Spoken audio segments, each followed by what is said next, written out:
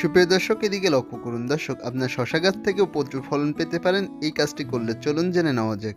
শুরুতে আমাদের একটি পাত্র নিয়ে নিতে হবে। এবার এর মধ্যে আমাদের 1 মগ পরিমাণ এই ভাতের মাড় নিয়ে নিতে হবে।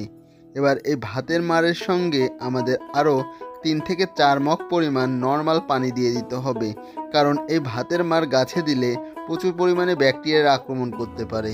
এজন্যই ভাতের মাড়ে 3 থেকে 4 ডবল পরিমাণ পানি দিয়ে দিতে হবে। এবার এর মধ্যে আমাদের 250 গ্রাম পরিমাণ সরিষার খোল দিয়ে দিতে হবে, আর এটি আমরা গুঁড়ো করে নিয়েছি যাতে দ্রবণটির সাথে ভালোভাবে মিশে যায়।